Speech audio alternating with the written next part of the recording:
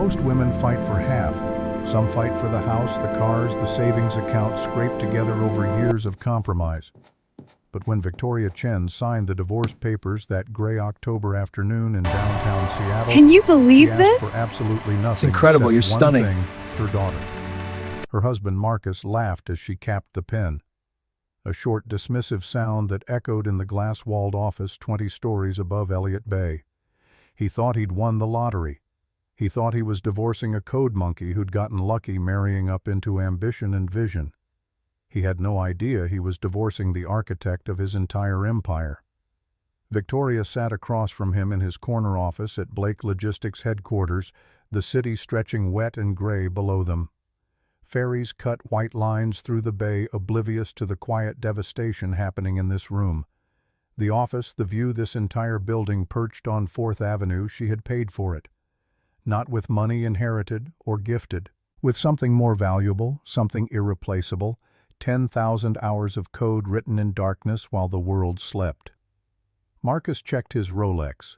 Not a Patek Philippe, just a Rolex. He wasn't that successful yet, though he pretended otherwise in investor meetings and TechCrunch interviews. He had dinner reservations at Canlis in 40 minutes. Sienna hated waiting, and Marcus had learned that keeping his new girlfriend happy meant staying on schedule. The prenuptial agreement lay between them on the mahogany desk, 12 pages of legal text that summarized 10 years of marriage into clauses and waivers. Marcus's attorney Arthur Chen, no relation to Victoria despite sharing the surname, sat in the leather chair by the window, watching rain streak the glass. He'd tried 3 times to convince Victoria to get her own lawyer. She'd declined each time. Marcus leaned forward, voice smooth, and practiced the same tone he used when calming nervous shareholders during quarterly calls. The voice that said, "Trust me, I know what I'm doing. Everything is under control. You understand what you're signing, Victoria? This is a full waiver of spousal support. You get the Honda Civic, the Queen Anne apartment, and shared custody of Emma. I keep the Mercer Island house, the Audi, the company stock, and Blake Logistics remains 100% mine. No alimony, no claims on intellectual property, no retroactive anything." Victoria looked at the document. Her eyes caught on one specific line buried in Section 7, subsection C. Petitioner acknowledges respondent's sole ownership and development of Blake Logistics' proprietary software systems. A lie. The foundational lie upon which Marcus had built his kingdom of glass. 7 years ago, Blake Logistics didn't exist. Marcus was a mid-level operations manager at Amazon, coming home every night to their cramped Fremont apartment, complaining endlessly about inefficient last-mile delivery systems. The algorithms were trash, he'd say. The routing made no sense. Someone should fix it. Someone should build something better. Victoria, then a senior software engineer at Microsoft working on Azure cloud infrastructure, would listen to his rants while nursing baby Emma at 2 in the morning. Colicky infants don't care about work schedules or sleep deprivation. One particularly brutal night, Emma screaming inconsolably at 3 a.m. Victoria had opened her laptop just to distract herself from the exhaustion. She'd started sketching routing algorithms in Python, playing with optimization theories she'd studied in grad school at the University of Washington. She built the core algorithm in 6 weeks of stolen hours. Nap times.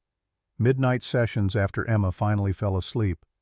Weekend mornings while Marcus played golf with his Amazon colleagues, networking his way toward an exit strategy he hadn't yet defined.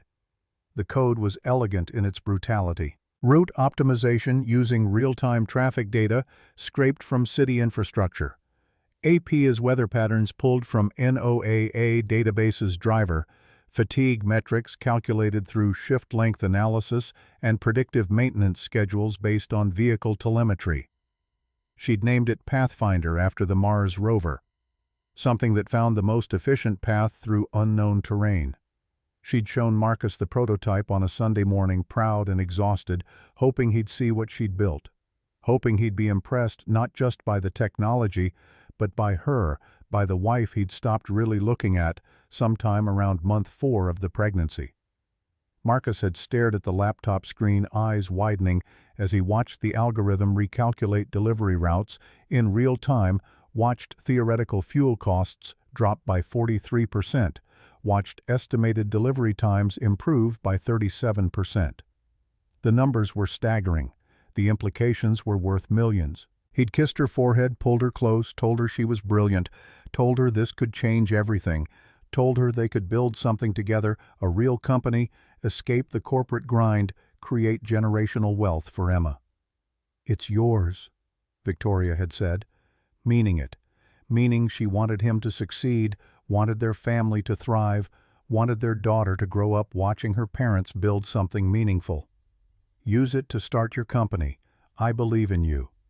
That was her first mistake. Not the code, the trust.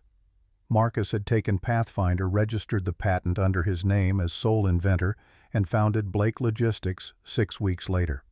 He'd quit Amazon, maxed out 3 credit cards, taken out a second mortgage on their apartment, and launched with 2 ex-Amazon colleagues who knew operations but couldn't code their way out of a conditional statement. Victoria had stayed home with Emma, doing what Marcus called freelance coding, which really meant upgrading Pathfinder every time the system hit a technical wall. Every time Marcus couldn't explain to investors how the machine learning actually worked.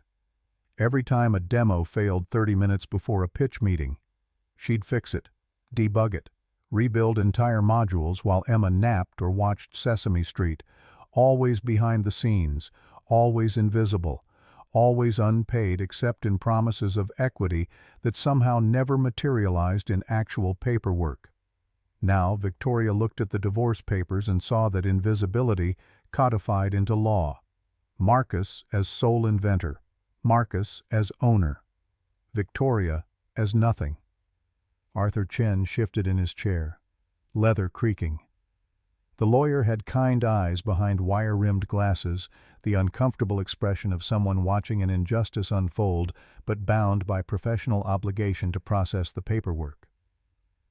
"Mrs. Blake, I must advise you one final time to seek independent counsel. This settlement is highly unusual. You're walking away from assets valued at approximately $18 million. The company's Series C valuation puts Blake Logistics at $65 million. As spouse, you're entitled—" Victoria interrupted, voice quiet and steady, lacking the hysteria Marcus had spent 3 weeks preparing his legal team to handle. He'd expected tears, screaming, desperate negotiations, the chaotic emotions of a woman abandoned. "I don't need a lawyer, Arthur. I just want Emma to have stability, and I want this over." Marcus couldn't quite suppress the smile. His face tried to arrange itself into sympathy, but satisfaction leaked through around the edges. He'd been dreading this moment for months, ever since he'd served her the papers the same week he'd started sleeping with Sienna Ross, his 31-year-old marketing director with an Instagram following and zero interest in debugging Python. He'd hidden money in shell corporations, Nevada LLCs, Delaware, holding companies, Wyoming trusts. He'd backdated documents with a paralegal he'd paid under the table. He'd consulted 3 different attorneys on asset protection strategies. He'd wargamed every possible scenario of Victoria fighting back. But here she was surrendering, signing away millions without a fight. Exactly as he'd always known she would, because Victoria was weak, always had been. A librarian's daughter who'd gotten lucky marrying a man with vision and drive. She belonged in a cubicle, not a boardroom. She belonged in the background, not the spotlight. Victoria picked up the Mont Blanc pen, a gift she'd bought him for their 5th anniversary, back when she still believed anniversary gifts mattered, back when she thought their marriage was something worth celebrating. Her hand didn't shake. She signed her name in clear, deliberate strokes at the bottom of page 12, Victoria L. Chen. Not Blake, never Blake. She'd kept her surname after marriage, a decision Marcus had hated. He'd argued it looked bad for a CEO's wife to have a different last name, that it signaled discord to investors, that it undermined his authority. She'd quietly refused one of the few battles she'd ever won. Now she understood why some instinct had made her hold on to her own name. She'd known even then that Marcus Blake's name was never truly hers to claim. She slid the pen across the mahogany desk, Then she did something Marcus didn't expect. She removed her wedding ring's simple platinum band with a small diamond.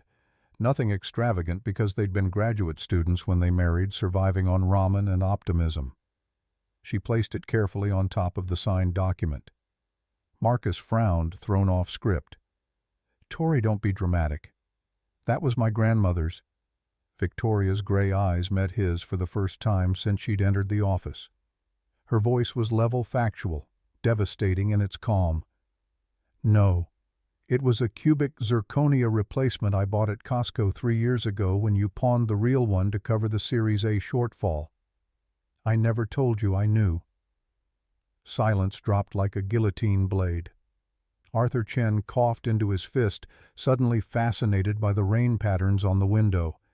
Marcus's face went through several colors: confusion, recognition, embarrassment, anger, before settling on defensive indignation. "That was a temporary cash flow issue. I was going to—" "Goodbye, Marcus." Victoria stood picking up her purse. A worn Target tote bag, not the Prada shoulder bag Sienna carried to company events, not the status symbol accessories that Marcus's new life required. She smoothed her skirt, looked around the office one last time. The awards on the shelf proclaiming Marcus Blake as Seattle's rising tech innovator. The architectural models of the new distribution center in Kent. The oil painting of Marcus himself that hung behind the desk, commissioned after the Series B, funding a portrait of a visionary in his prime. She'd paid for all of it with code he couldn't write and algorithms he couldn't explain. But the office, the art, the empire, it all bore his name, his face, his story. "I'll pick up Emma from school on my days," Victoria said. "The custody schedule is in Appendix C." Marcus was already reaching for his phone, fingers itching to text Sienna. "It's done. I'm free. Meet you at Canlis in 20. Champagne on me. Take the town car at least," he offered the magnanimous Victor, throwing scraps to the defeated. "It's raining." "No, thank you. I'll take the bus." She walked to the door flat, soundless on the plush carpet. She didn't slam it, didn't cry, didn't give him the satisfaction of watching her break. The door clicked shut with quiet finality, the sound of an ending. Marcus exhaled, feeling lighter than he'd felt in months. Years, maybe. The suffocating weight of a boring marriage, a wife who'd stopped being interesting, a relationship that had become obligation instead of excitement, all of it lifted. He had the company. He had the house on Mercer Island with water views and a 3-car garage. He had Sienna, who looked perfect in photographs and never questioned his late nights or mysterious conference trips. Victoria was going back to her tiny apartment, her economy car, her anonymous life of mediocrity. She'd find some coding job at a startup, maybe scrape together enough for a down payment on a condo in Kent or Renton somewhere far from the tech elite. She'd fade into irrelevance while he soared. Arthur Chen gathered the papers, sliding them into a leather portfolio. The lawyer's expression was unreadable, professional mask firmly in place. But his voice carried something Marcus couldn't quite identify when he spoke. "Can you believe that? Not a single fight. She just gave up." Arthur frowned, clicking his briefcase closed. The sound was sharp in the quiet office. "It's the cleanest divorce I've ever processed, Marcus. Almost suspiciously clean. But it feels wrong.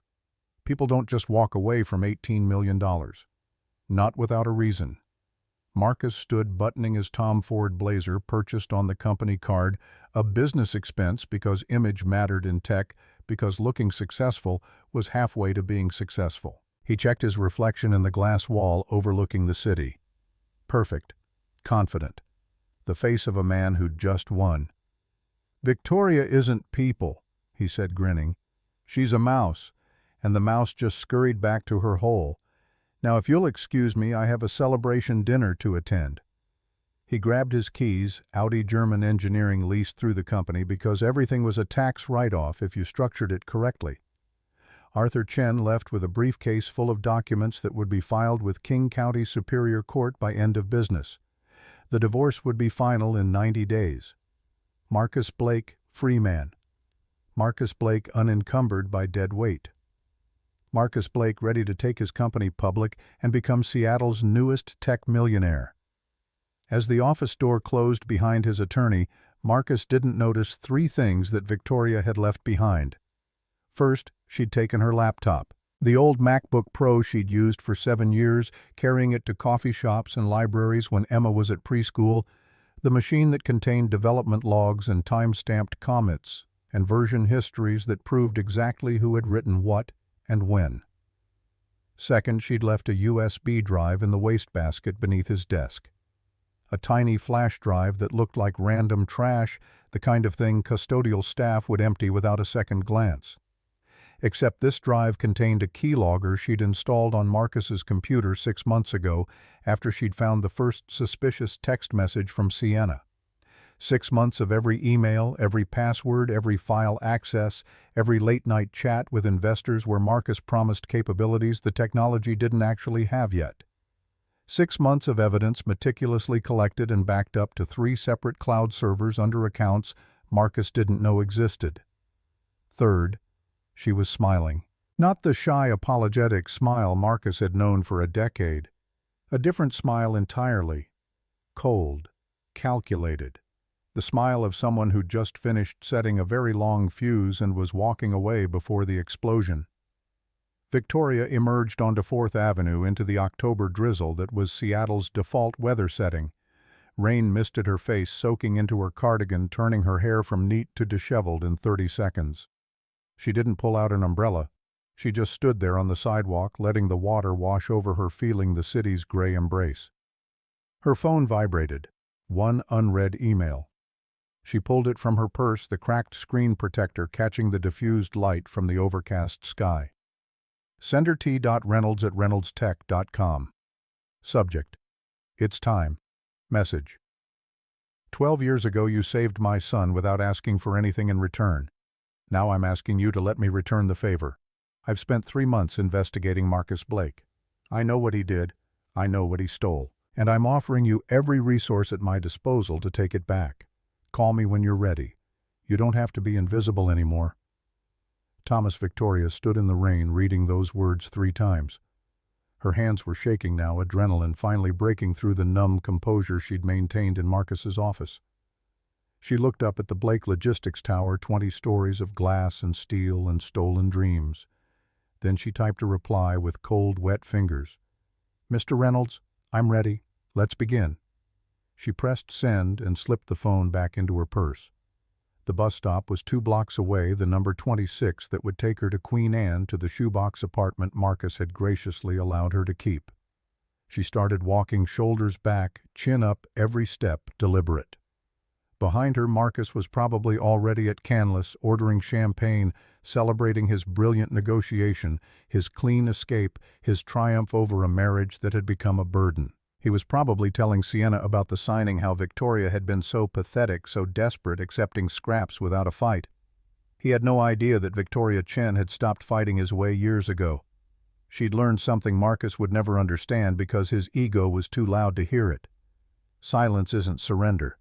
Silence is strategy, and she'd been strategizing for a very long time. The Queen Anne apartment was exactly what Marcus had described, a shoebox. 600 square feet on the 3rd floor of a 1970s building that smelled like old carpet and someone's perpetual cooking of fish. A kitchenette with a 2-burner hot plate and a refrigerator that hummed aggressive complaints at 3 in the morning.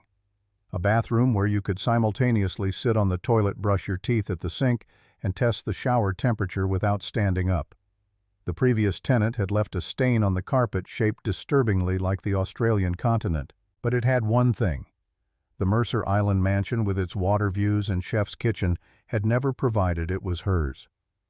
Victoria set her bag on the IKEA table she'd assembled herself with an Allen wrench and determination, following Swedish pictogram instructions that made more sense than most of her marriage. Emma wouldn't be home for another 2 hours. Marcus's mother had picked her up from school, insulating their daughter from the divorce proceedings as much as possible. 8-year-olds shouldn't have to watch their parents' lives disintegrate. Emma deserved better than that. She deserved to still believe in fairy tales and happy endings for a little while longer. Victoria walked to the window. She could see the Space Needle from here, lit against the gray afternoon, a slim middle finger of hope rising above the city's perpetual clouds. Seattle had been her home for 15 years. Microsoft headquarters in Redmond, where she'd learned enterprise-scale software architecture. Marriage to Marcus in a courthouse ceremony because they were broke graduate students. Pregnancy, motherhood, the slow grinding erosion of self that came from being someone's invisible support system. All here in this rain-soaked city where innovation was currency and credit was everything. She made it to the bathroom before the first sob broke free. 10 years. She'd given him 10 years. Not just of marriage, of her brain, her creativity, her genius. Every time Blake Logistics had announced a breakthrough, it was because Victoria had stayed up until 4 in the morning fixing Marcus's broken implementation, rewriting his inefficient loops, patching security vulnerabilities he didn't even know existed because he'd never actually learned to code beyond copying snippets from Stack Overflow. She sat on the bathroom floor tile cold through her skirt and let herself shatter. Just for a few minutes. Just enough to get it out. 3 years ago, Blake Logistics had nearly died. A competitor called Fast Ship Dynamics had released a routing system that was faster, smarter, more efficient than Pathfinder. Marcus had panicked. Actually panicked, pacing their bedroom at midnight, convinced the company was finished, convinced investors would pull out, convinced the board would demand his resignation. Victoria had been feeding Emma, half-asleep, milk-drunk baby, drowsy in her arms. She'd asked to see Fast Ship's technical specs. Marcus had forwarded the leaked documents to her personal email, corporate espionage technically, but tech companies spied on each other constantly and called it competitive intelligence. She'd spent 72 hours reverse engineering Fast Ship's system while Emma slept, while Marcus spiraled, while the future of Blake Logistics hung in the balance. Then she'd built something better. Pathfinder 2.0. Machine learning integration that adapted to driver behavior patterns. Predictive analytics that forecasted traffic congestion before it happened. Dynamic rerouting that processed real-time variables at a speed Fast Ship's system couldn't touch. She'd handed Marcus the code on a flash drive at 3 in the morning, eyes burning from screen glare, back aching from hunching over her laptop on the couch. Because the bedroom was Emma's, and she didn't want to wake her. Marcus had stared at the implementation, at the elegant architecture, at the sheer sophistication of what she'd created in 3 days while he'd been useless with panic. "Tori, how did you, this is..." She'd tried to smile through exhaustion that went bone deep. "I used to be good at this. Remember?" He'd kissed her forehead, pulled her close, told her she was amazing, told her they were a team, told her she was the brains and he was the face, and together they were building something that mattered. That was her second mistake. Believing him when he said together. Believing partnership meant anything beyond her labor and his credit. Marcus had presented Pathfinder 2.0 at the next board meeting as his innovation. Gave interviews to TechCrunch, GeekWire, Bloomberg. Got called Seattle's rising tech visionary by Forbes. Did a keynote at AWS reInvent about the future of logistics AI. Never mentioned Victoria's name once. Not in presentations, not in interviews, not in the patent application that listed Marcus Blake as sole inventor. She'd told herself it was fine. They were married.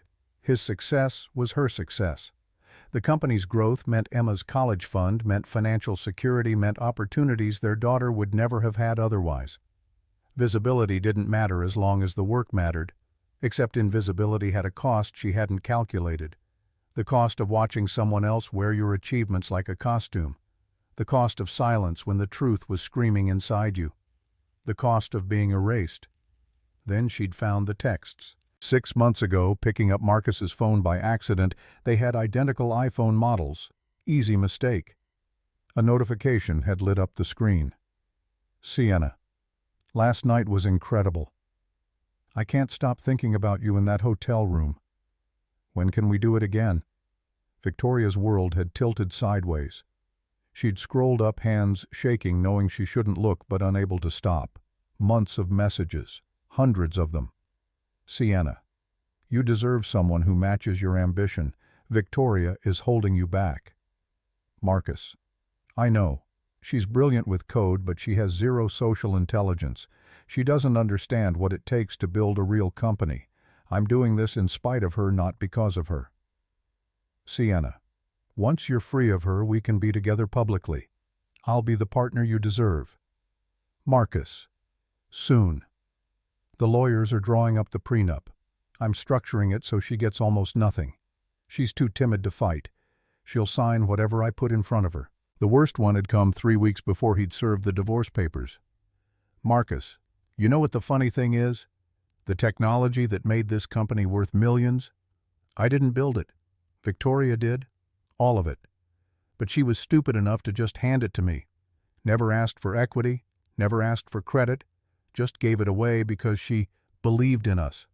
Can you believe that? And now I'm going to divorce her and she'll get nothing while I keep everything she created. It's almost too easy. Victoria had read that message 5 times, each word a knife between ribs. Not because Marcus was leaving, not because he'd found someone else, but because he was going to erase her from history. Pretend she'd never existed.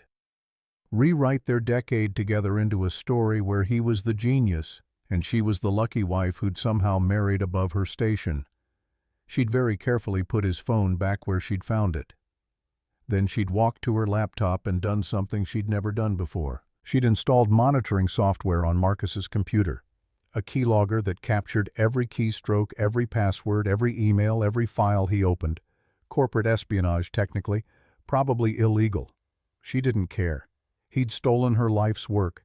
She was going to document every lie he'd told while doing it. For 6 months, she'd collected evidence. Emails where Marcus admitted to investors that he couldn't actually code. Messages where he asked Victoria to fix critical bugs hours before investor demos. Calls where he promised capabilities the system didn't have yet, knowing Victoria would somehow deliver before the deadline. Internal documents where he listed himself as sole technical contributor despite doing 0 development work. 6 months of evidence uploaded to encrypted cloud storage backed up in 3 separate accounts. Marcus didn't know existed, time-stamped and lawyer-ready. Victoria had been patient. She'd smiled through the divorce papers, agreed to the settlement, signed away millions without protest. Let Marcus think he'd won. Let him think she was weak, defeated, pathetic. Because the weakest-looking person in the room is often the one who understands the game better than anyone else. And Victoria had been playing a much longer game than Marcus could imagine. Her phone rang, vibrating against the bathroom tile. She wiped her eyes, steadied, her breathing, checked the caller ID. Thomas Reynolds. She'd known he'd call. She'd been waiting for this. Victoria cleared her throat, made her voice level and professional despite the tears still wet on her face. "Mr. Reynolds." The voice on the other end was warm, textured with a Texas drawl that sounded like home, despite coming from a man she'd only met once 12 years ago. "Victoria, I heard about the divorce. I'm sorry." "How did you know?" "I keep tabs on people who matter to me, and you, young lady, matter very much. You saved my son's life. That's not something a father forgets." Summer of 2012, Lake Chelan, Washington. Victoria had been 23, fresh out of UW with a computer science degree and a job offer from Microsoft starting in September. She'd gone to the lake with college friends for one last hurrah before adult life began. She'd been walking the shoreline when she heard screaming. A boy, maybe 10 years old, thrashing in the water 30 feet from shore. Drowning. Adults on the beach were frozen, yelling for help but not moving, that terrible paralysis that happens when crisis strikes and brains short-circuit. Victoria hadn't thought. She'd dropped her phone in the sand and run. The water had been shockingly cold, the current stronger than it looked from shore. But she'd reached the boy, grabbed him under the arms, kicked toward the beach with everything she had. Her lifeguard certification from high school summer jobs came back in muscle memory. Approach from behind. Keep his head above water. Don't let panic make him grab you and pull you both under. They'd made it to shore. Paramedics came. The boy coughed up lake water but was otherwise fine. Victoria had sat wrapped in towels, shaking from adrenaline and cold, insisting she was okay, just glad he was safe. A man had approached her an hour later. Tall, gray-haired, expensive polo shirt with a subtle logo she didn't recognize. Eyes red from crying. "You saved my son." His voice had broken on the words. "I'm Thomas Reynolds. I don't know how to repay." "You don't need to," Victoria had said, meaning it. "I'm just glad Michael's okay." Thomas had pressed a business card into her hand anyway. Heavy cardstock embossed lettering. Thomas J. Reynolds, Chief Executive Officer, Reynolds Tech Group. A Seattle address she later learned was the headquarters of an $8 billion cloud computing and AI empire. If you ever need anything, and I mean anything, you call me. I owe you a life debt. That's not something I take lightly. Victoria had tucked the card in her wallet and forgotten about it. Until 6 months ago, when she'd realized she was going to war with Marcus and needed weapons he couldn't match. Then she'd remembered Thomas Reynolds, remembered his face when he'd hugged his son Michael safe and breathing, remembered him saying, "I owe you a life debt." She'd emailed him, asked if the offer still stood, explained what Marcus had done, what he was planning to do, asked if Thomas could help her build an airtight case. Thomas had responded within an hour. "I've been waiting 12 years to repay you. Let's get to work." Now, sitting on her bathroom floor in the aftermath of signing divorce papers, Victoria listened to Thomas Reynolds offer her a future she'd stopped believing was possible. "Victoria, I want you to come work for me. Chief Technology Officer of Reynolds Tech. Salary $850,000 annually plus equity. You start Monday." She couldn't breathe. "Mr. Reynolds, I can't just—" "Yes, you can. I've seen your code. I had my people analyze the Pathfinder architecture that's publicly available through Blake Logistics patent filings. You're a genius, Victoria. The kind of genius my company needs. This isn't charity. This is me recognizing talent when I see it. Marcus stole from you. And starting Monday, we're going to systematically dismantle his empire and take back what's yours. Legally, publicly, completely." Victoria's heart was hammering. "How?" "I've had investigators working for 3 months. We have evidence of intellectual property theft, securities, fraud, tax evasion, forgery. We have witness testimony from engineers who worked with Marcus. We have your development logs proving you wrote the code. We have emails where Marcus explicitly admits he can't code and needs you to fix critical systems." That's a lot. That's just the civil case. The criminal charges come next. SEC fraud for lying to investors. IRS evasion for hiding income in shell corporations. Wire fraud for interstate financial misrepresentation. Victoria, by the time we're done, Marcus Blake won't just lose his company, he'll lose his freedom. She should have felt triumph, vindication, the savage satisfaction of watching an enemy fall.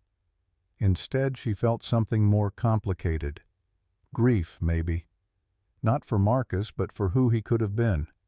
For the marriage they might have had if he'd chosen partnership over parasitism. "What do I have to do?" "First, come work for me. Build something new. Pathfinder 3.0. Your vision, your code, your name on the patents. Let the tech world see what you can do when you're not being erased. Second, we gather every piece of evidence and build cases, civil and criminal. My legal team is the best in the country. Former federal prosecutors, people who've taken down Enron executives and hedge fund criminals. Third, we wait. Marcus is planning to take Blake Logistics public in 6 months. IPO scheduled for April 15th, tax day, ironically. When that IPO launches, when he's about to become a paper millionaire, when he thinks he's finally won, that's when we file everything simultaneously. Civil lawsuit for intellectual property theft, criminal complaints to the SEC and FBI, public revelation of who actually built Pathfinder. Victoria closed her eyes, seeing it play out. The timeline, the devastation, the absolute destruction of Marcus Blake's carefully constructed myth. He'll be ruined. He ruined himself. We're just documenting it. So, what do you say, Victoria? Are you ready to stop being invisible? She looked at her reflection in the bathroom mirror. Red eyes, tear-streaked face, wet hair plastered to her skull. She looked defeated, broken, exactly how Marcus expected her to look. But underneath something else was stirring, something cold and sharp and absolutely certain. Yes, I'm ready. When do we start? I'll have my driver pick you up Monday morning, 7 a.m. Bring your laptop and any documentation you have. We'll get you set up in your new office, introduce you to the executive team, and start building your case. Victoria. Yes. What you did for Michael, saving him without thinking, without asking for anything, that showed me who you are. You act when it matters. Now it's my turn to act. We're going to get you justice. Not revenge. Justice. There's a difference. What's the difference? Revenge is about making someone suffer. Justice is about making things right. I want your name on those patents. I want the truth in the public record. I want Emma to grow up knowing her mother is brilliant, not that her mother was a doormat. That's justice. Victoria felt tears coming again, but different ones, not grief. Hope.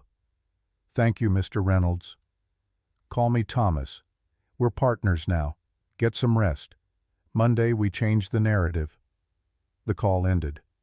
Victoria sat in the bathroom, silence phone warm in her hand. Future suddenly vast and terrifying and possible. A key turned in the front door.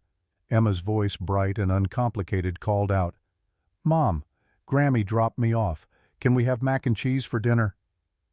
Victoria wiped her face, stood up, checked herself in the mirror. Red eyes, but she could blame that on allergies. Fake smile, but 8-year-olds believed their mothers when they said everything was fine. She walked out to find Emma dropping her backpack by the door, ponytail, askew, gap-toothed grin, infectious. "Hey, baby, how was school?" "Good, we're learning about algorithms in computer class. Mrs. Patterson said an algorithm is like a recipe for the computer. Is that right?" Victoria knelt down, pulled her daughter close. Emma smelled like playground and pencil shavings and innocence. "That's exactly right. An algorithm is step-by-step instructions for solving a problem. Like how you solve problems with code. Just like that." Emma pulled back, studying her mother's face with the unsettling perception children sometimes have, seeing past masks adults thought were impenetrable. "Mom, are you sad about Dad?" Victoria chose her words carefully. "I'm sad the marriage ended, but I'm not sad about the future. Sometimes things have to end so new things can begin." "Are you going to be okay?" Victoria hugged her daughter tighter. "More than okay, I promise. Now go wash your hands. Mac and cheese coming up." Emma ran to the bathroom, leaving Victoria alone in the tiny kitchenette with its 2 burners and its humming refrigerator and its view of someone else's apartment building across the alley. This wasn't the Mercer Island mansion with its chef's kitchen and water views, but it was hers. And starting Monday she'd have the resources to build something bigger. Not a house, an empire, a real one, built on her code, carrying her name, impossible to erase. Victoria pulled out her laptop, the old MacBook Pro she'd had for 7 years, battered but functional. She opened her encrypted cloud storage, gigabytes of evidence, development logs showing every commit she'd ever made to Pathfinder, email chains proving Marcus had repeatedly asked her to fix critical bugs, text messages where he admitted to colleagues that he couldn't code, financial documents showing shell corporations in Nevada and Delaware designed to hide income. Everything she needed to prove Marcus Blake was a fraud. She thought about the USB drive she'd left in his office wastebasket, the keylogger tracking his every move. By now, the cleaning crew had probably emptied the trash, sending that drive to a landfill somewhere. It didn't matter. She'd already uploaded everything to secure servers. The data was backed up, encrypted, and ready. Marcus thought he'd won. He was probably at Canlis right now, champagne in hand, celebrating his freedom. Tomorrow he'd wake up in his Mercer Island house, take his morning run along the water, go to the office, and continue building his IPO pitch. 6 months of road shows and investor meetings and carefully constructed narratives about the visionary CEO who'd revolutionized logistics. He had no idea the fuse was already burning. No idea that Victoria Chen had spent 6 months building a case that would destroy everything he'd stolen. No idea that the mouse he'd dismissed was actually a wolf who'd been patient enough to wait for the perfect moment to strike. Emma came back, hands dripping wet because 8-year-olds never quite mastered the concept of drying completely. "Can I show you something?" She pulled out her school tablet, opened a coding app. "I made a program that draws shapes. Look." The screen showed a simple Python script. Basic, but the logic was sound. Loops and conditionals arranged correctly, syntax clean. Victoria felt pride swell in her chest. Emma, this is really good. When did you learn to do this? Mrs. Patterson's been teaching us. She said I'm one of the best in the class.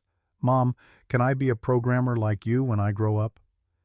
Victoria looked at her daughter, saw herself at that age full of curiosity and potential, and the naive belief that talent mattered more than gender or credit or visibility. You can be anything you want. But Em, I need to tell you something important. Emma sat down at the table, sensing seriousness in her mother's tone. You're going to hear some things in the next few months about Dad and me, about the company. It might be confusing or scary, but I need you to know that everything I'm doing because it's the right thing. Not because I'm angry, not because I want to hurt anyone, but because lies hurt more than truth, and the truth matters. What kind of things? Dad told people he built something called Pathfinder, but I built it, and soon everyone is going to know. That might make Dad upset, but it's still the truth. Emma nodded, slowly processing. Like when I lied about breaking the lamp and you made me tell Grammy the truth even though it was hard. Exactly like that. Sometimes doing the right thing is hard, but we do it anyway. Will Dad be mad at you? Probably, but that's okay. Being right is more important than being liked. Emma hugged her mother suddenly, fiercely. I think you're brave. Victoria held her daughter, feeling the weight of what was coming. The lawsuits, the publicity, the inevitable moment when Marcus realized he'd underestimated the woman he'd erased. The criminal charges, the trial, the moment when her daughter would see her father arrested. Was she doing the right thing, or was this revenge dressed up as justice? She didn't know, but she knew she was done being invisible, done letting someone else wear her achievements like stolen clothing, done teaching her daughter that silence was safety. Her phone buzzed.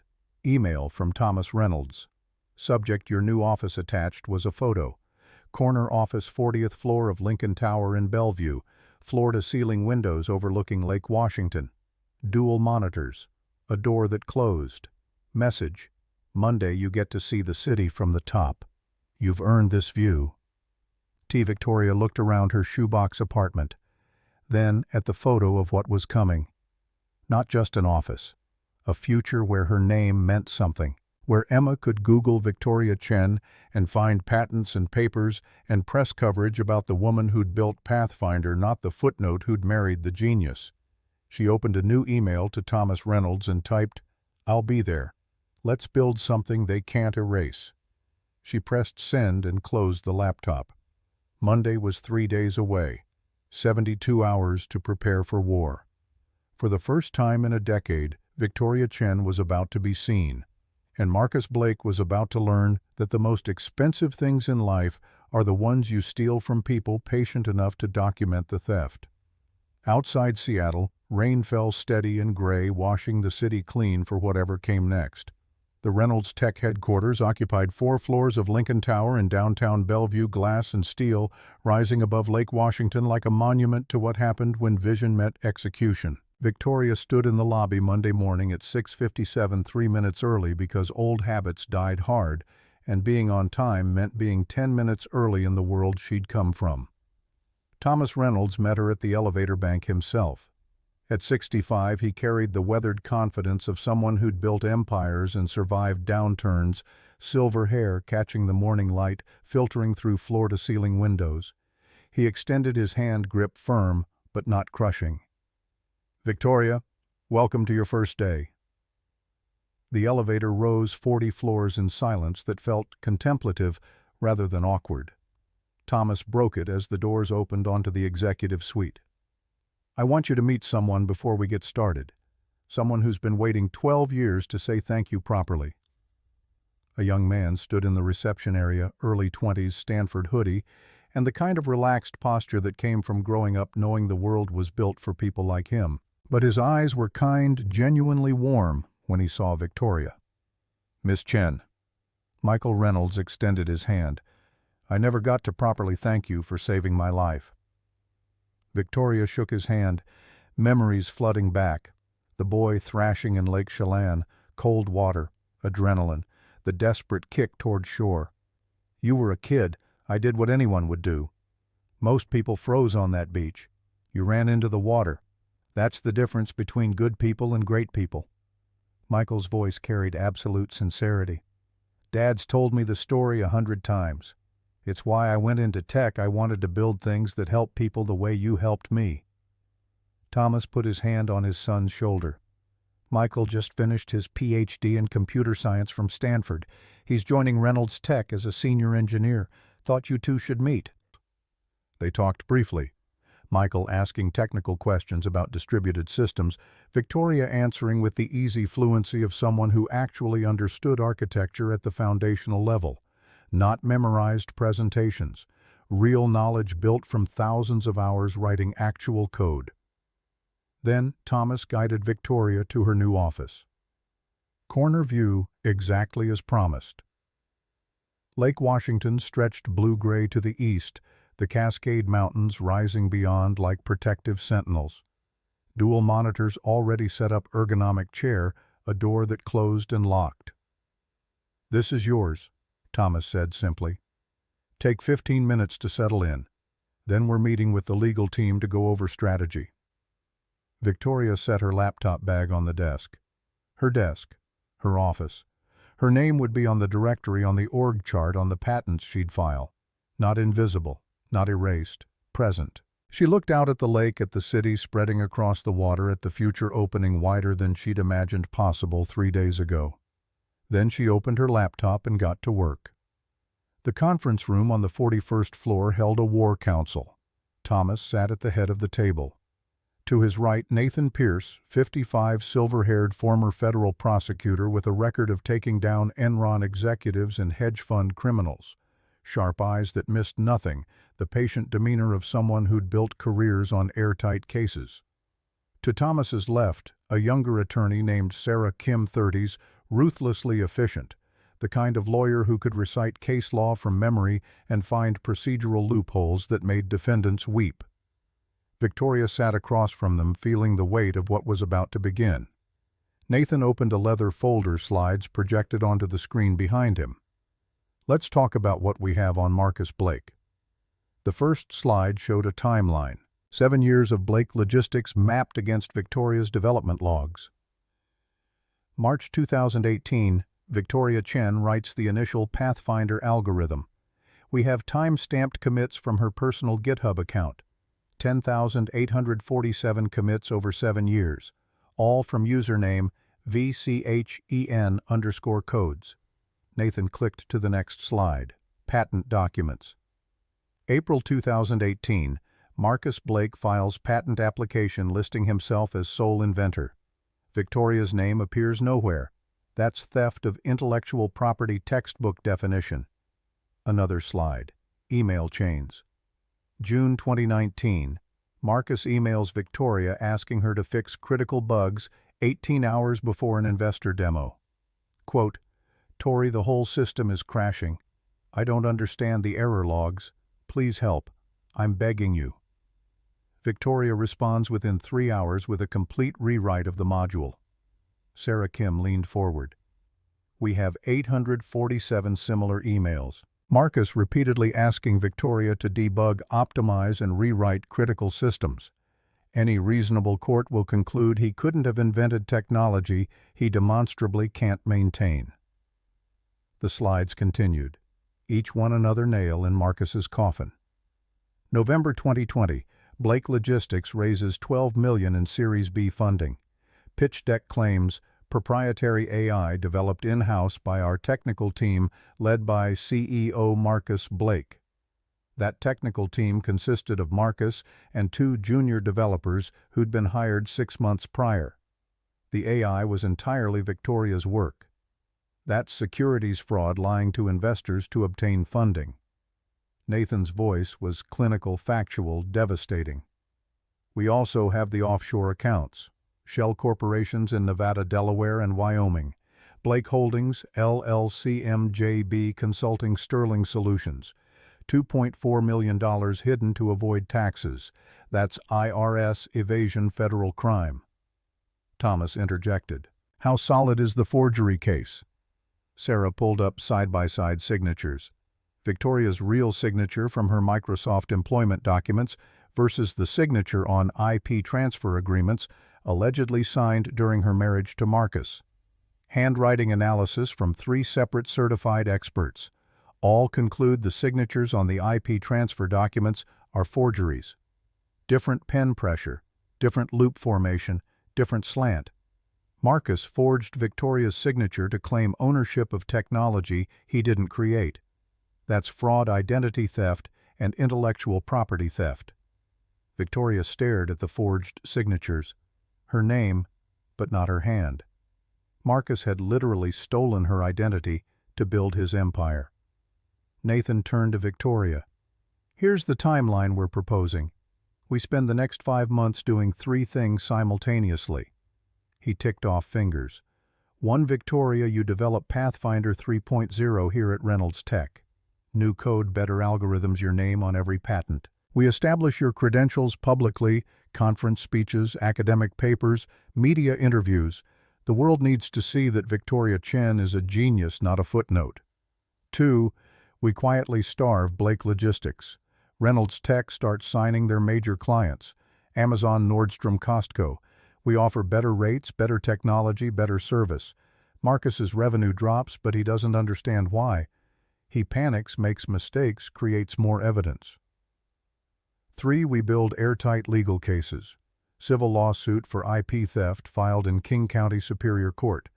Criminal complaints to the SEC, FBI, and IRS. Everything ready to file simultaneously. Sarah took over. April 15th, Marcus's IPO day. That's when we strike. Morning of the IPO, we file civil charges. SEC and FBI get evidence packages. By noon, federal agents are raiding Blake Logistics. By evening, Marcus Blake is in custody. The IPO collapses. His company is seized. His assets are frozen. Justice. Victoria's stomach twisted. This was real. Not fantasy revenge, but actual destruction of a man's life. Yes, he'd stolen from her. Yes, he deserved consequences. But hearing it laid out so clinically made it feel less like justice and more like annihilation. What happens to the employees? Her voice was quieter than intended. Blake Logistics has 63 people working there. Most of them had nothing to do with Marcus's fraud. Thomas's expression softened. We're not monsters, Victoria. Once the company is seized, Reynolds Tech will acquire the assets. We'll offer employment to every non-executive employee. Nobody loses their job except the people who enabled the fraud. And Marcus? Nathan's face was unreadable. He's facing 25 years in federal prison. Securities fraud, wire fraud, tax evasion, identity theft. The U.S. attorney will want to make an example. White-collar criminals don't usually get mercy. Victoria thought about Emma. 8 years old, about to watch her father get arrested, about to learn that Daddy was a criminal, about to grow up with a parent in prison. Can we build in the possibility of a plea deal, something that acknowledges guilt but isn't maximum sentencing? Nathan frowned. Victoria, he tried to destroy you.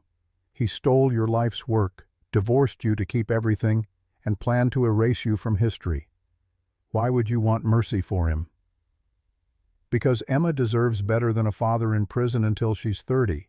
Because revenge and justice aren't the same thing. Because I want him to face consequences, but I don't want him destroyed beyond the possibility of redemption. Thomas studied her across the table. You're a better person than he deserves.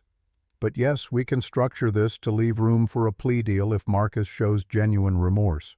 The goal is accountability, not cruelty. The meeting continued for 2 more hours.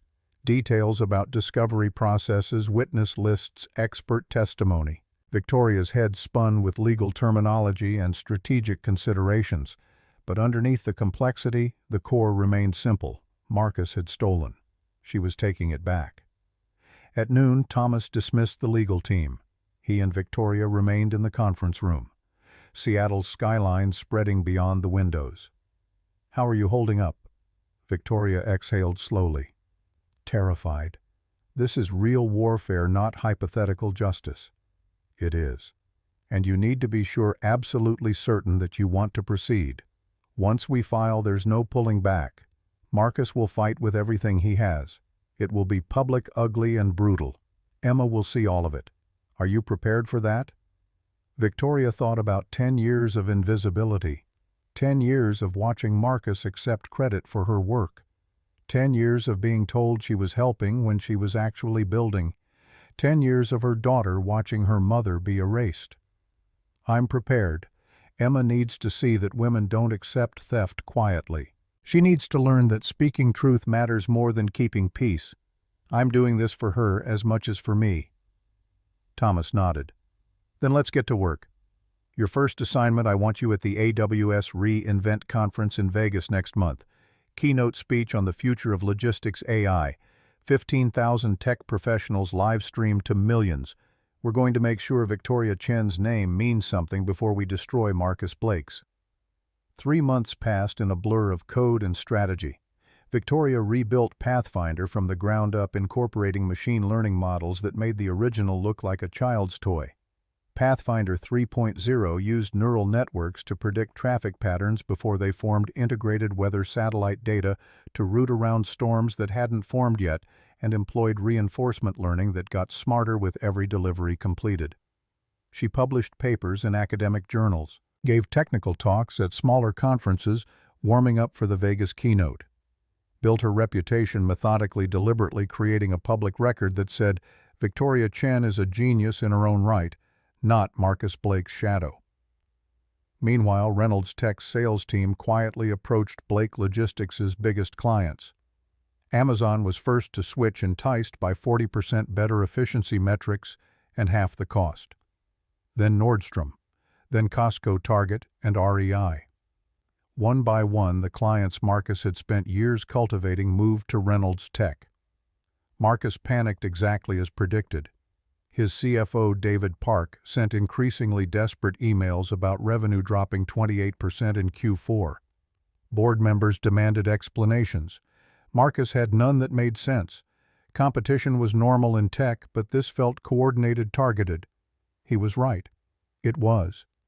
Victoria watched from a distance, tracking Blake Logistics' decline through industry reports and Nathan Pierce's investigative updates. Part of her felt guilty, 63 employees watching their company crumble, uncertain about their futures.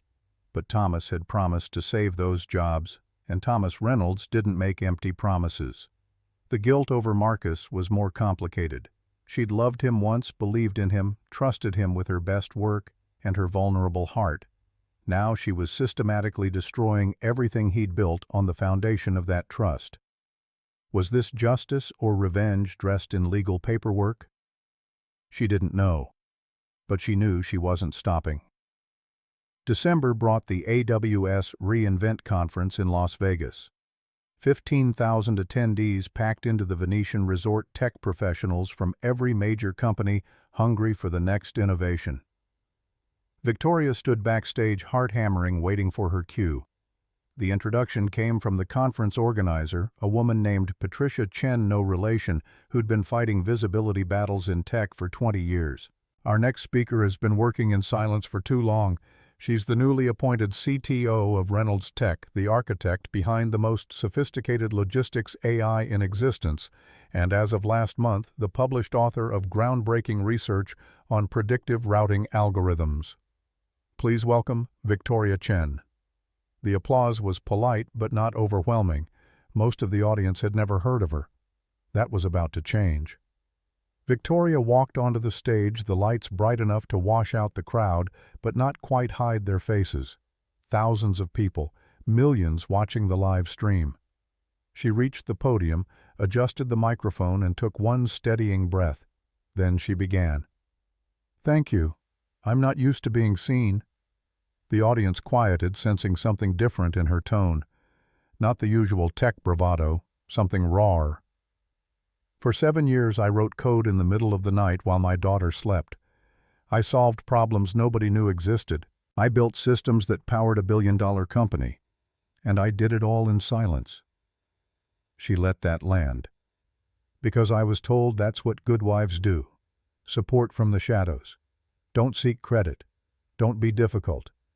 I was told my job was to make my husband successful, not to be successful myself. The room was absolutely silent now. This wasn't a typical technical keynote. This was confession, testimony, truth spoken into microphones that carried to every corner of the tech world. Last month, a judge ruled that I am the inventor of the Pathfinder logistics algorithm. That ruling didn't just give me back my intellectual property, it gave me back my voice. She clicked to the first slide. Pathfinder 3.0 architecture diagram, beautiful in its complexity. But I'm not here to talk about the past. I'm here to talk about the future. This is Pathfinder 3.0. It's not an upgrade, it's a revolution. For the next 30 minutes, Victoria walked through the technical architecture with the fluency of someone who'd written every line herself. She explained neural network integration, predictive analytics, real-time optimization at scales previous systems couldn't touch. She showed benchmark data, 47% reduction in delivery times, 38% decrease in fuel costs, 52% improvement in driver satisfaction.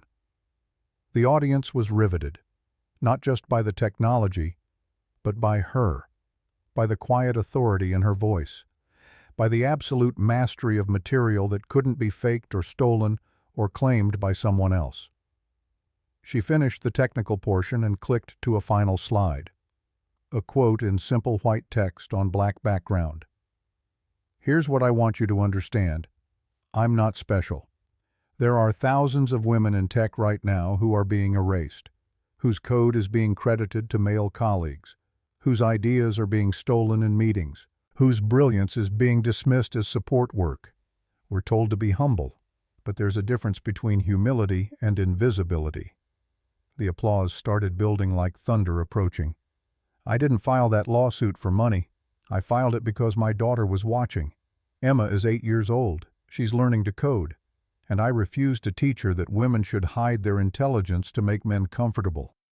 I refuse to teach her that silence is safety. The auditorium exploded. 15,000 people on their feet, applause deafening the kind of ovation that tech conferences rarely produced. Not polite appreciation, recognition, solidarity. The moment when a movement found its voice. Victoria stood at the podium, overwhelmed, watching a sea of faces, many of them women, many crying, giving her something Marcus had never allowed visibility. Backstage afterward, she was swarmed, reporters wanting interviews, women thanking her through tears. A young engineer from Google, maybe 25, grabbed her hand. "Miss Chen, I quit my job yesterday. My manager kept taking credit for my code. I was afraid to speak up. But watching you just now, you gave me courage. Thank you." Victoria hugged her. "What's your name?" "Priya. Priya Lakshmi." "Priya, don't let fear silence you. Your voice matters. And if you need legal help, email me. We have resources for women fighting IP theft." By evening, Victoria's speech had 12 million views on YouTube. Tech media exploded with coverage. TechCrunch, Victoria Chen's viral speech, "Silence is not safety."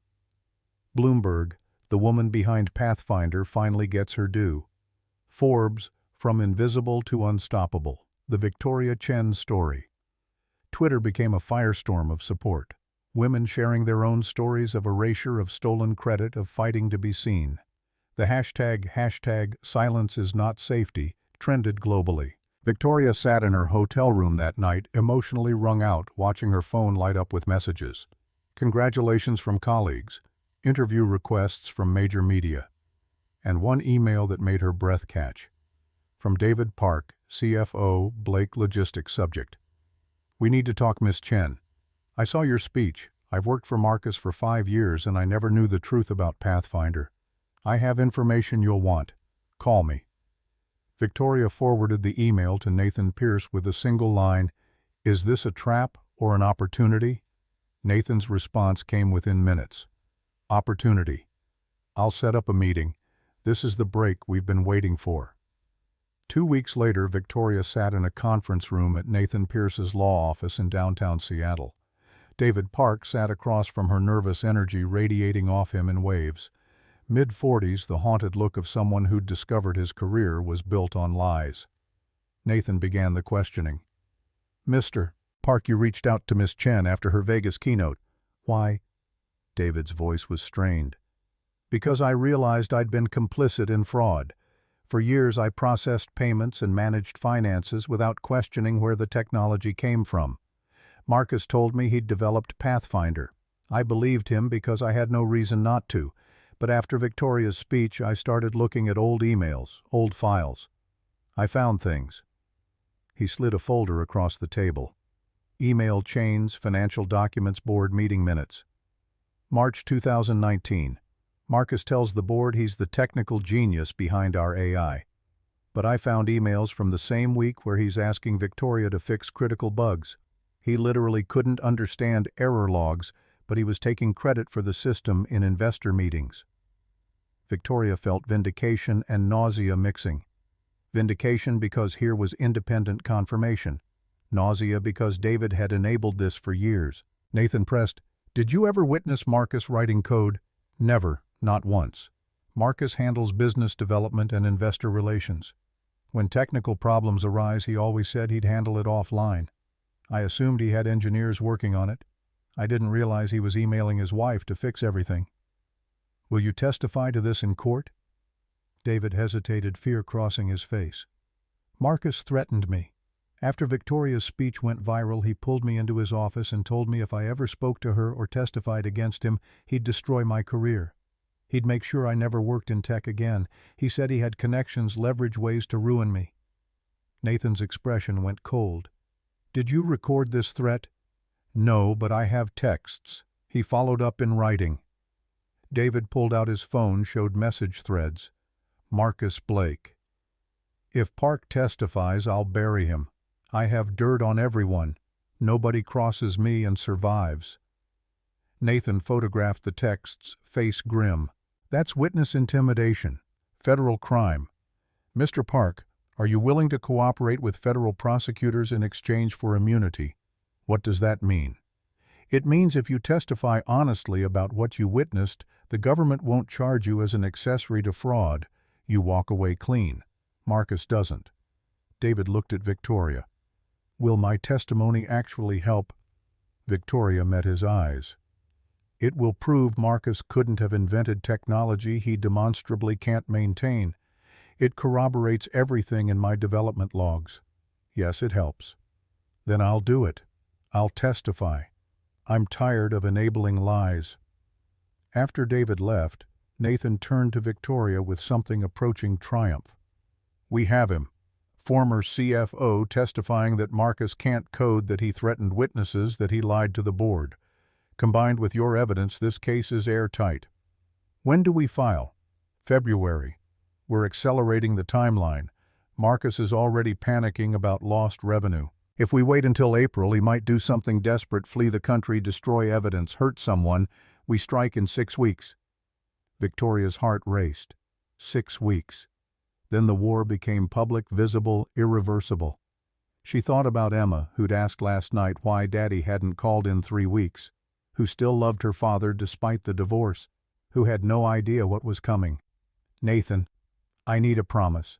When this goes to trial, when Marcus is facing sentencing, I want the chance to speak, to ask for measured justice, not maximum punishment. Can you guarantee that?" Nathan studied her. "Why would you ask for mercy?" "Because Emma deserves a father who learns from consequences, not a father destroyed beyond redemption. Because I want justice, not vengeance. There's a difference." "Thomas warned me you'd say something like that." "Yes, I'll make sure you can speak at sentencing, but Victoria, understand this. Marcus is facing serious federal charges. The U.S. attorney will want maximum sentences. Your voice matters, but it's not the only voice in the room." "I understand. I just need to know I tried." Nathan nodded. "Fair enough.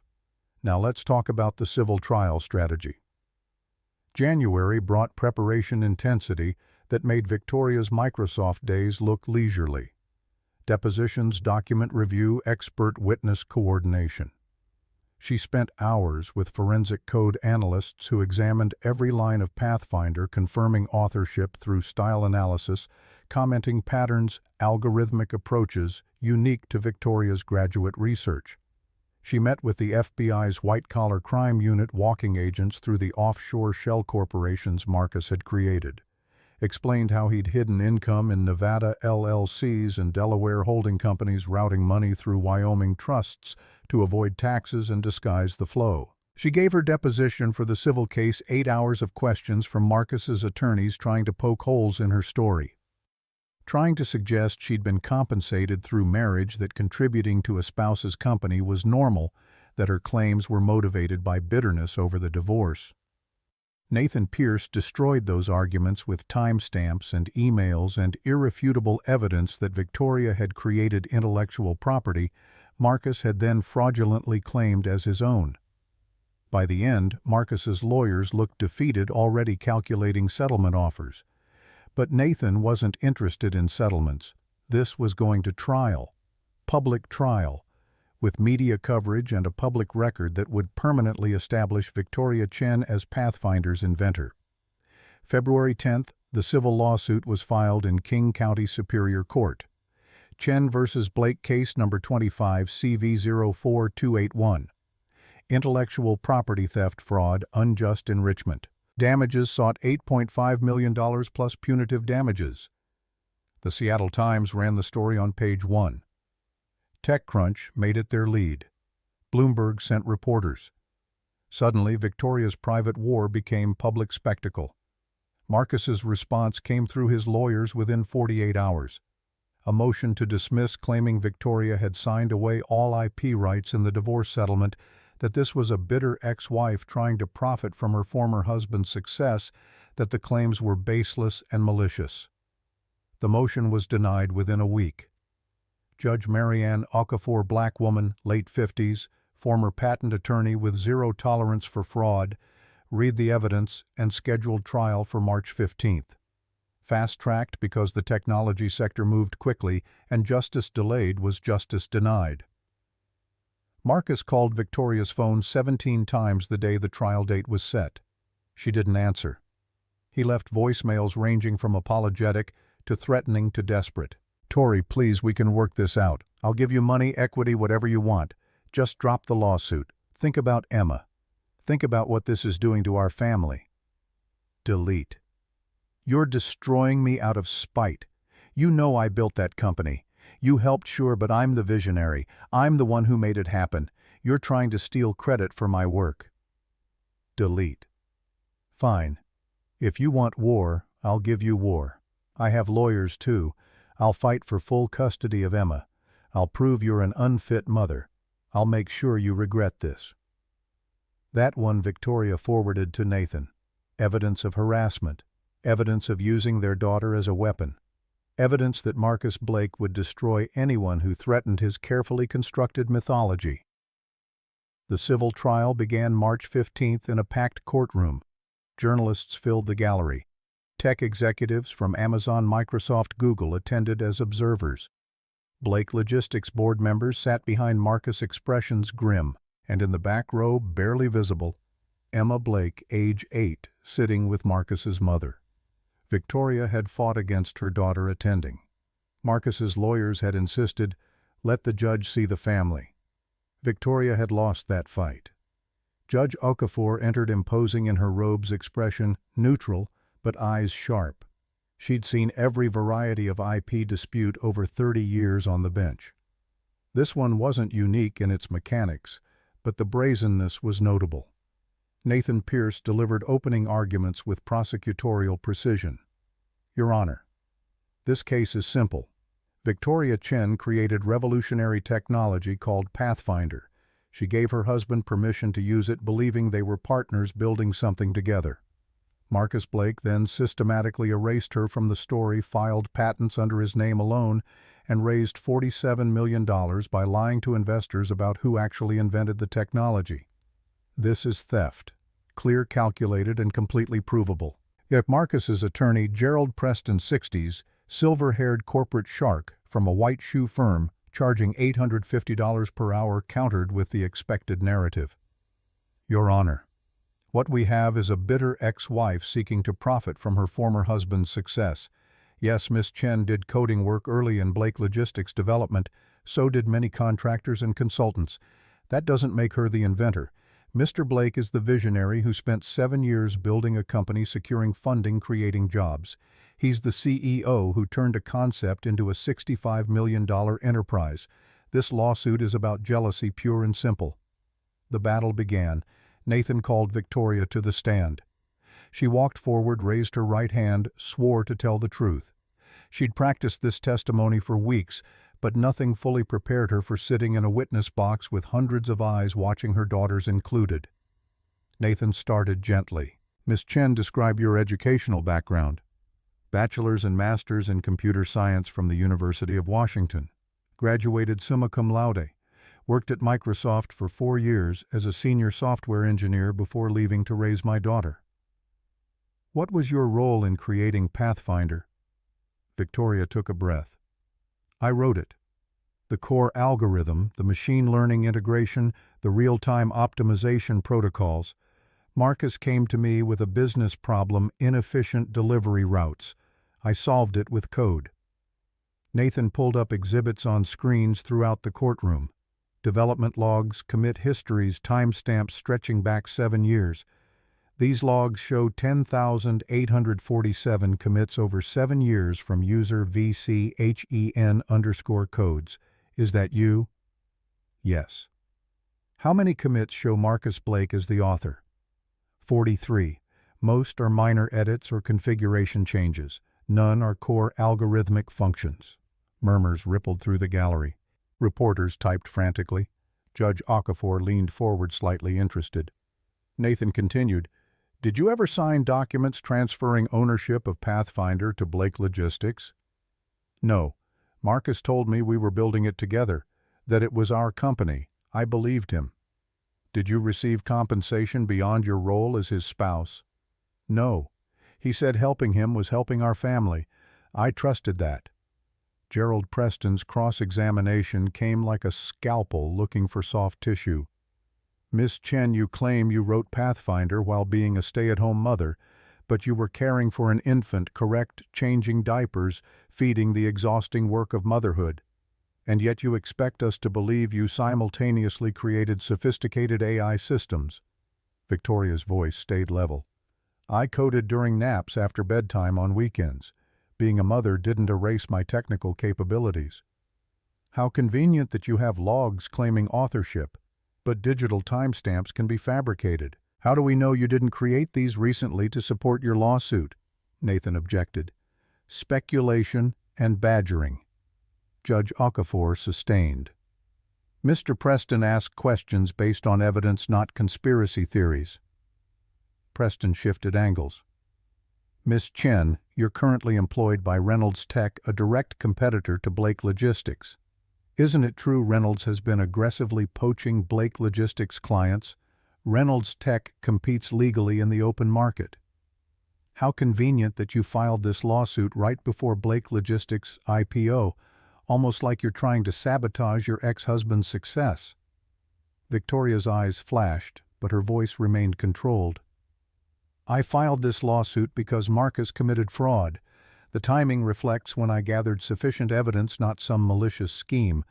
I won't let him profit from stolen work simply because the truth is inconvenient for his business plans. So you do want money. I want acknowledgement. The money is secondary to having the truth on public record. Preston smirked. No further questions. Nathan called his second witness, Dr. James Rothstein, forensic code analyst from MIT, expert witness in over 200 IP cases. White-haired, grandfatherly, the kind of credibility that made juries trust him immediately. Dr. Rothstein, you analyzed the Pathfinder codebase. What did you find? Rothstein adjusted his glasses, spoke with academic precision. Clear evidence of a single primary author. Coding style, variable naming conventions, comment structure, and algorithmic approach are consistent across 94% of the codebase. This indicates one person wrote the vast majority. Who is that person? Based on comparison with Miss Chen's verified code samples from her Microsoft employment and her current work at Reynolds Tech, I can state with 97% certainty that Victoria Chen wrote Pathfinder. What about Mr. Blake's contributions? Minimal and superficial. UI tweaks, configuration changes.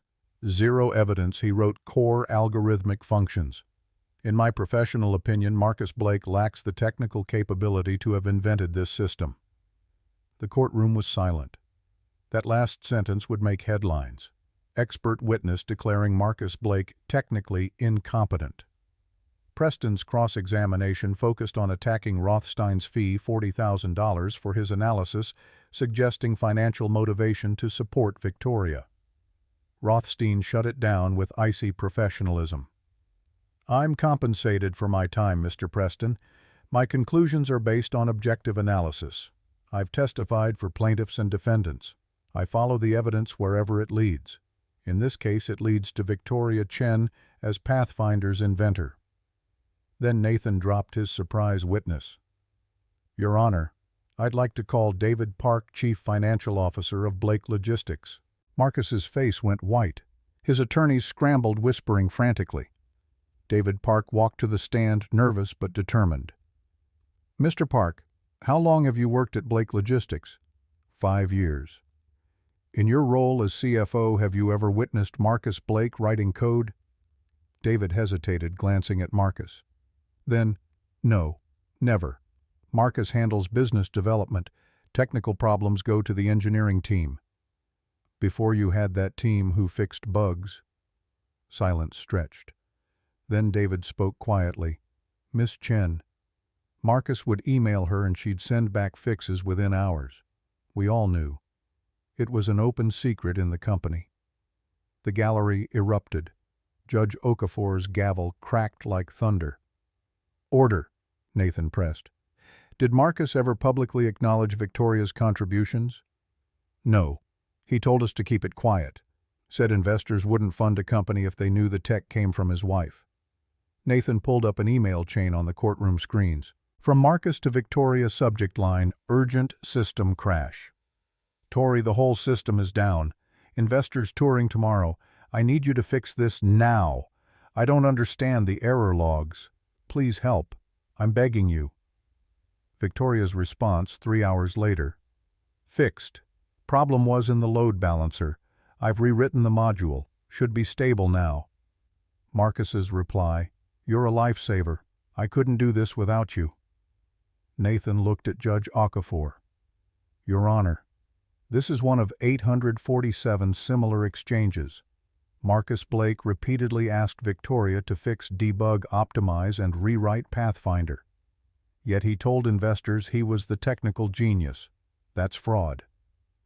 Judge Okafor's expression was unreadable, but her next words were pointed. Mr. Blake, do you dispute these emails' authenticity? Marcus stood flustered.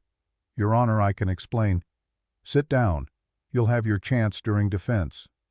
Marcus's defense was predictable and weak. He took the stand, claimed he'd designed Pathfinder's architecture even if Victoria had helped with implementation. Claimed he'd made the crucial business decisions that turned code into a company. Claimed this was all a misunderstanding blown out of proportion by a vindictive ex-wife. Nathan's cross-examination was surgical. Mr. Blake, you claim you designed Pathfinder's architecture. Explain how the route optimization algorithm works. Marcus blinked. It's complex. It uses machine learning to, specifically what type of machine learning, neural networks and pattern recognition. Nathan pulled up a whiteboard. Diagram the algorithm for us. I don't have my notes. You invented it.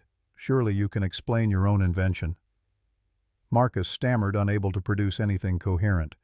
Nathan let him twist for 30 seconds of excruciating silence, then delivered the kill shot.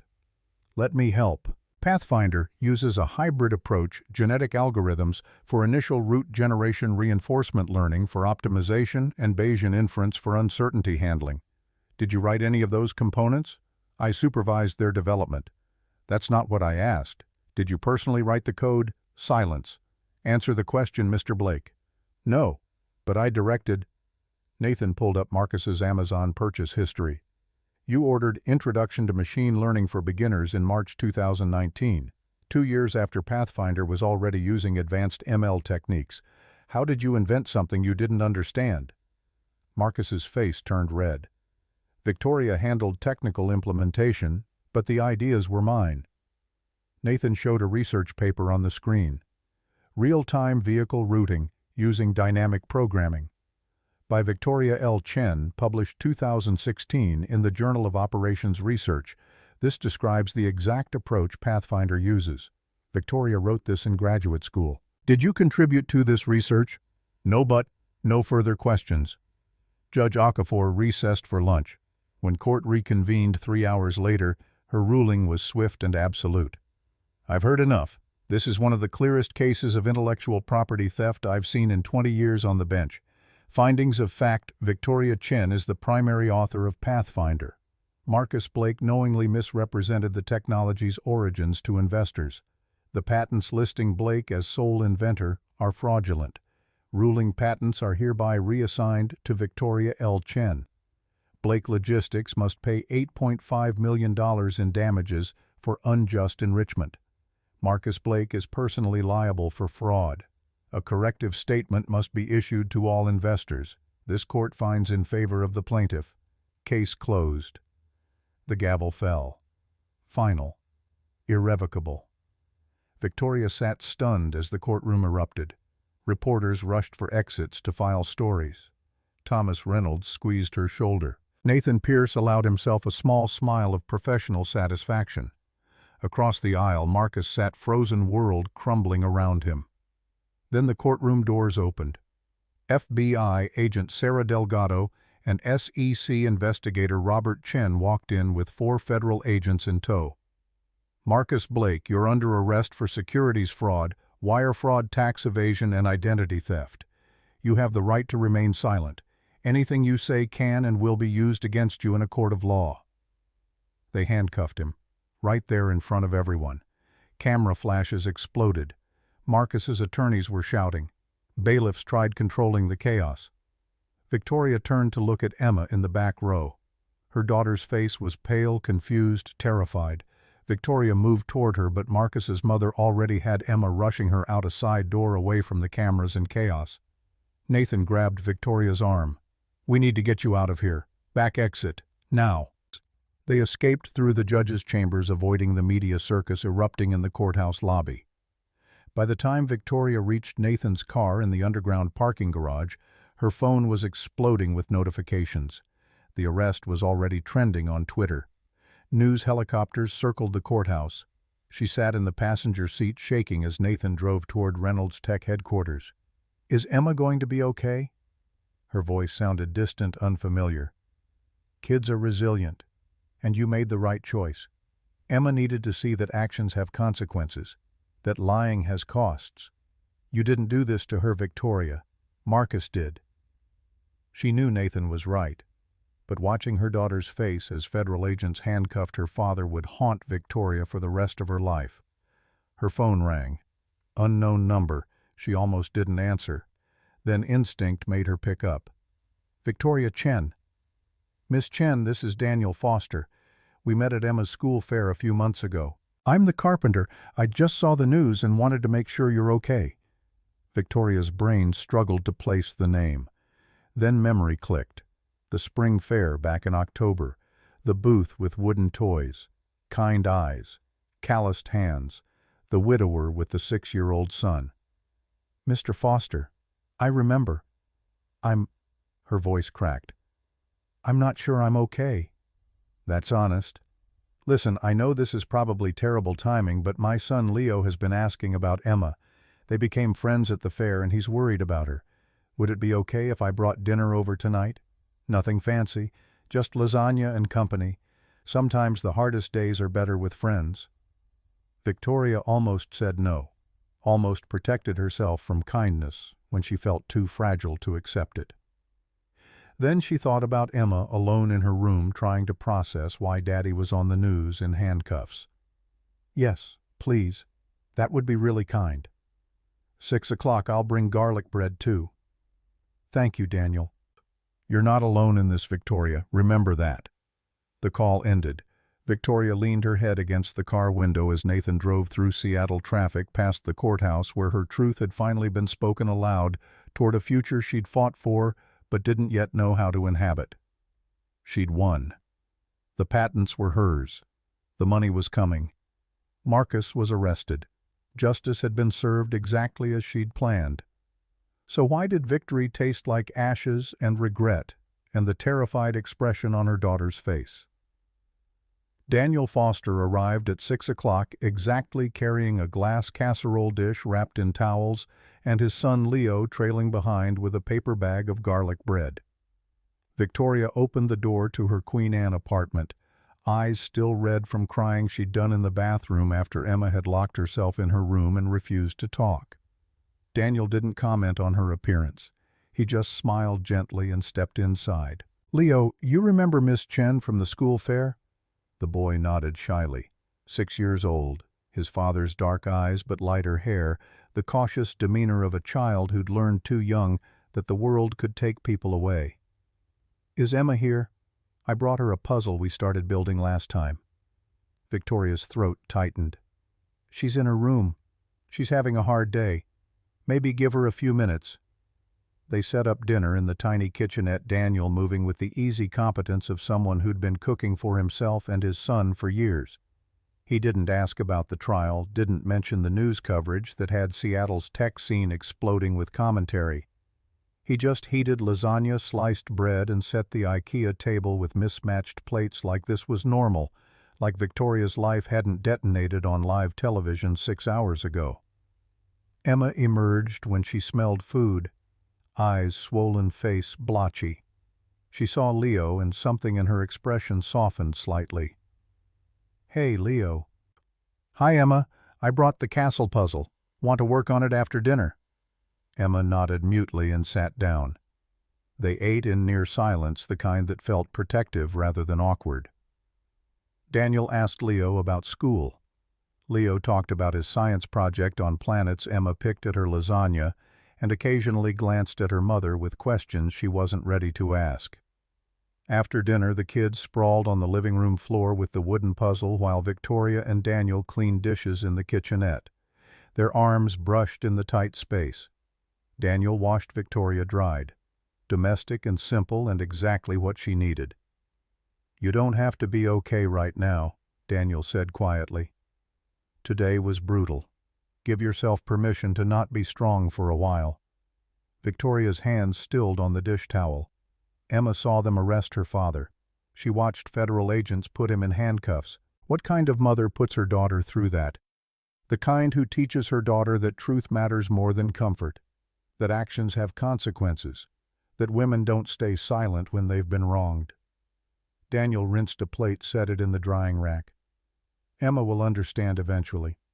Maybe not today, maybe not this year, but she'll understand that you fought for what was right." "What if she hates me?" "She won't, because you're still here, still showing up, still being her mother even when it's hard. That's what kids need, parents who stay." His voice carried weight on that last word. Victoria remembered what he'd told her months ago at the school fair. His wife Sarah had died of ovarian cancer 3 years prior. He'd been raising Leo alone ever since learning to be both parents in one imperfect package. "How do you do it, single parenting?" Daniel smiled, tired but genuine. "Badly, mostly. But I show up. Some days that's all I've got, and somehow it's enough. Leo knows I love him. He knows I'll always be there. The rest we figure out as we go." They finished the dishes. In the living room, Emma and Leo had completed the castle puzzle and moved on to building with wooden blocks Daniel had brought in his truck. The kids' laughter was tentative but real, a fragile return to normalcy. Victoria walked Daniel and Leo to the door at 8:30.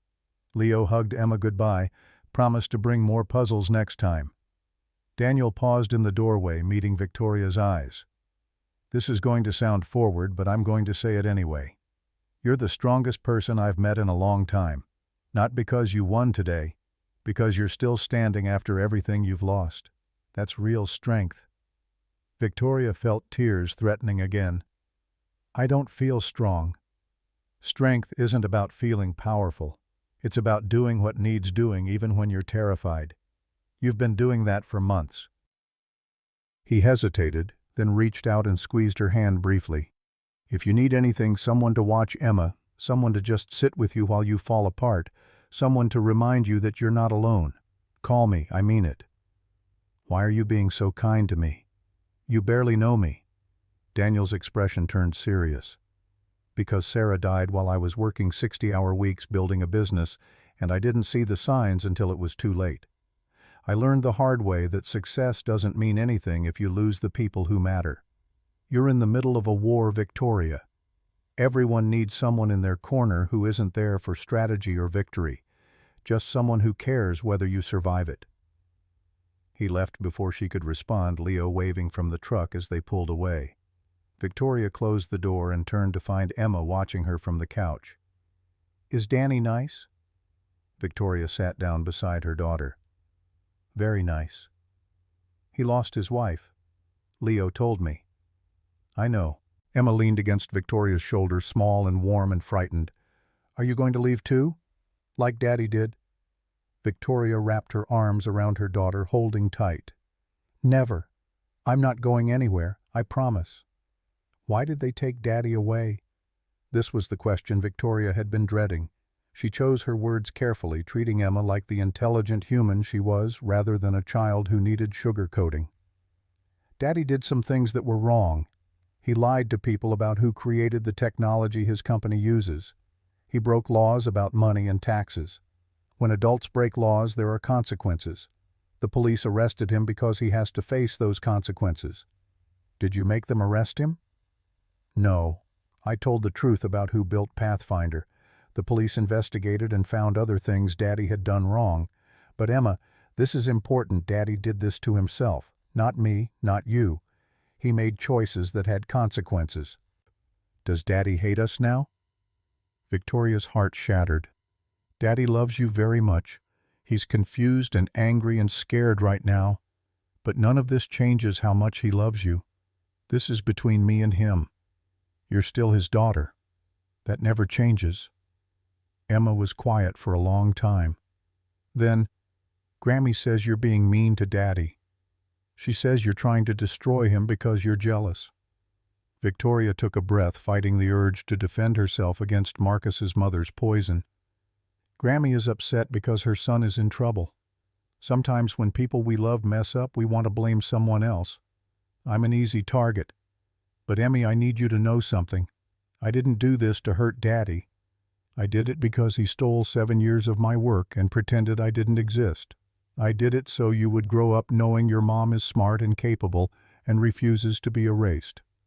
Does that make sense? Emma nodded slowly. Mrs. Patterson says women in science used to get their discoveries stolen by men all the time, like Rosalind Franklin and DNA. Exactly like that. So you're like Rosalind Franklin. I'm trying to make sure what happened to her doesn't keep happening to other women. Emma hugged her mother tighter. I think you're brave, Mom, even if Grammy doesn't.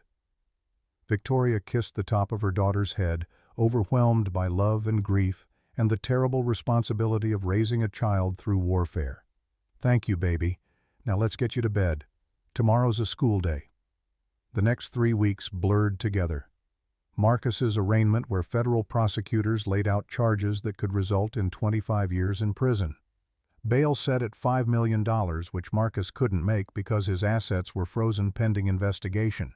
He remained in custody at the Federal Detention Center in SeaTac.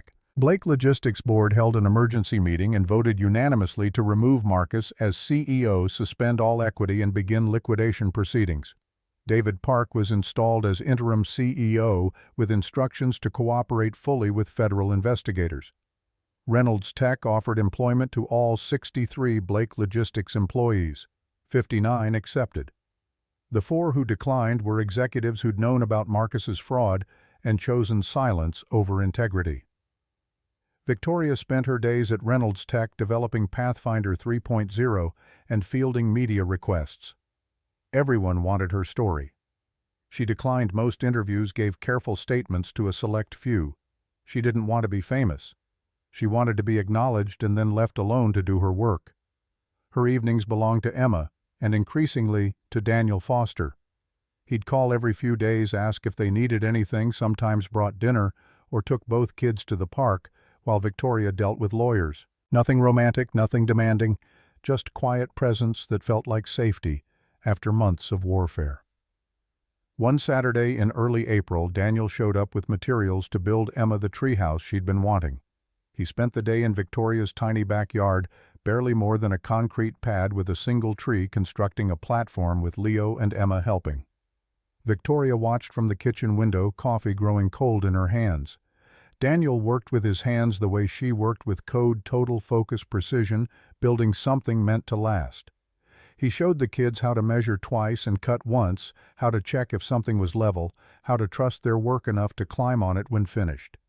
By evening, a small platform nestled in the tree's branches, complete with a rope ladder and a roof to keep rain off. Emma was ecstatic, already planning sleepovers and secret clubs. Leo was beaming with pride over the work they'd accomplished together. Daniel came inside, covered in sawdust, accepted the beer Victoria offered, and collapsed onto her couch with the satisfied exhaustion of physical labor completed. "You didn't have to do that. I know. But Emma deserves something good right now, something that's hers that nobody can take away or claim credit for." A treehouse seemed right. Victoria sat beside him, maintaining careful distance. "Can I ask you something personal?" "Always." "Why are you really doing this, dinners, treehouses, checking in on us? You barely know me." Daniel was quiet for a moment, choosing words carefully. "When Sarah got sick, people disappeared. Friends we thought we had just vanished because they didn't know how to handle death coming for someone so young. I learned who actually cared and who just liked the idea of us as a couple. After she died, I was alone with Leo and grief and no idea how to survive. A few people showed up anyway, brought meals, sat with me while I cried, helped me remember I was still human." He met Victoria's eyes. "You're going through something brutal, different from what I experienced, but brutal in its own way. And you're doing it alone except for an 8-year-old who needs you to be strong. I'm showing up because I know what it's like to need someone who doesn't want anything from you except to make sure you survive. That's all this is. Someone caring whether you're okay." Victoria felt something shift in her chest, a warmth she'd forgotten was possible. "What if I want it to be more than that?" Daniel's expression went very still. "Victoria, you're in the middle of a divorce. Your ex-husband is facing federal charges. You're fighting one of the biggest IP theft cases in tech history. You don't need romantic complications right now. Maybe I need something good, something that isn't war or strategy or survival. Maybe I need someone who sees me as a person, not a victim or a victor or a cautionary tale." "I do see you as a person. That's why I'm saying we should wait. Let the dust settle. Let you figure out who you are without Marcus, without the trial, without the chaos. Then if you still want this, I'll be here. But I won't be the rebound you regret when you're thinking clearly." Victoria knew he was right. Knew jumping into something new while her marriage was still legally dissolving, and Marcus was in federal custody, was objectively terrible timing. But God, she was tired of doing the right thing, tired of being strategic, tired of thinking 3 steps ahead. "What if I'm tired of being careful?" Daniel smiled, sad and understanding. "Then I'll be the careful one for both of us. Because you deserve better than a relationship that starts in the wreckage of your old one. You deserve someone who gets you at your best, not just at your most desperate." He finished his beer, stood up, called for Leo. At the door, he paused. "For what it's worth, when this is over, when Marcus is sentenced and the appeals are done and Emma's had time to process, I'm asking you on a real date. Dinner conversation, the whole thing. But not yet. Not while you're still bleeding from the war." "Okay." Victoria nodded, throat tight with emotion she couldn't name. "Okay. Good. See you next weekend. I promised Emma I'd teach her to use a hand plane." He left. Victoria stood in the doorway watching his truck disappear down the street, feeling something that might have been hope or might have been loneliness or might have been the first stirrings of something she'd stopped believing she deserved. Marcus's trial date was set for May 23rd. Federal prosecutors offered a plea deal, pled guilty to securities fraud and tax evasion, agreed to full restitution, except 8 years in federal prison. Marcus refused, insisted on taking it to trial, convinced a jury would see Victoria as a vindictive ex-wife and him as a victim of her manipulation. His attorneys advised against it. Nathan Pierce warned Victoria the trial would be ugly, that Marcus would try to destroy her credibility, that Emma would be subpoenaed to testify about their family life. Victoria steeled herself for more warfare. The trial lasted 2 weeks. Prosecutors presented the evidence Nathan had helped gather: forged signatures, offshore accounts, investor presentations containing lies Marcus had told under oath. David Park testified, visibly shaking about the culture of deception Marcus had created. 3 engineers testified that Marcus couldn't code, that he'd repeatedly claimed credit for work others had done. Victoria testified again, walking the jury through 7 years of stolen work. She brought development logs, email chains, commit histories. She explained in clear technical language how Pathfinder worked and why Marcus's explanations in investor pitches were gibberish that proved he didn't understand his own supposed invention. Marcus's defense was predictable. His attorneys portrayed him as a visionary CEO who'd relied on talented people, including his wife, to execute his vision. They claimed Victoria was exaggerating her contributions, that marriage was a partnership where both people contributed to shared success, that she was only pursuing this because the divorce had made her bitter. The jury deliberated for 4 hours. Guilty on all counts: securities fraud, wire fraud, tax evasion, identity theft. Marcus Blake, convicted felon. Sentencing was scheduled for June 15th. Federal guidelines suggested 20 to 25 years. Victoria requested to speak at the hearing to advocate for measured justice rather than maximum punishment. Nathan warned her it might not matter. The judge would consider many factors beyond her wishes. Emma asked to write a letter to the judge. Victoria helped her draft something honest and heartbreaking about loving Daddy, but understanding he'd done wrong things, about wanting him to have consequences, but also wanting him to have the chance to be better. The letter was 2 pages of 8-year-old handwriting and wisdom far beyond her years. The sentencing hearing was packed. Media tech executives, victims of Marcus's fraud, people who'd worked for him, and people who'd competed against him. Victoria sat in the front row with Thomas Reynolds on one side and Daniel Foster on the other. Emma was with Daniel's parents, spared this final public devastation. Federal Judge Richard Morrison presided, a black man in his late 60s, with the gravitas of someone who'd seen every variety of human failure and still believed in redemption's possibility. He'd reviewed all the evidence, read Emma's letter, studied the presentencing reports.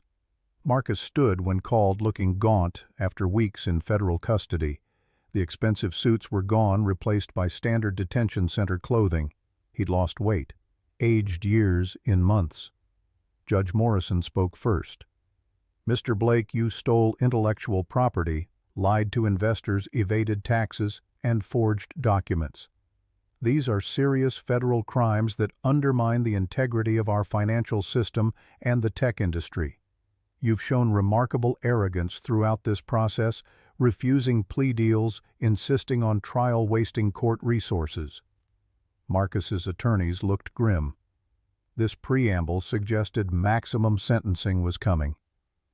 "However," Judge Morrison continued, "I've also read a letter from your 8-year-old daughter asking me to give you the chance to become the father she deserves. I've heard testimony from Victoria Chen asking for accountability with compassion rather than vengeance.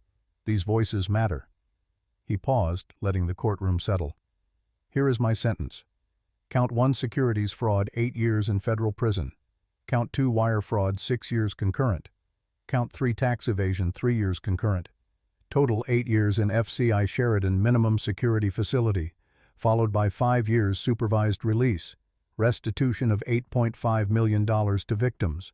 Fines of $500,000 to the U.S. Treasury. Community service 2,000 hours upon release. You will be eligible for early release after 5 years with good behavior. Mr. Blake, you destroyed lives. You stole dreams. You betrayed trust. 8 years is not revenge. It's accountability. Use that time to become the man your daughter deserves. Court adjourned. The gavel fell. Federal marshals led Marcus away. He looked back once at Victoria, eyes filled with something that might have been regret or might have been hatred. She'd never know which. Outside the courthouse, reporters swarmed. Victoria gave a brief statement that Nathan had helped her draft. Justice was served today. Marcus Blake will face consequences for his crimes, but I also want to acknowledge that accountability doesn't require cruelty. Emma deserves a father who learns from his mistakes. 8 years gives him that chance. That's all I have to say.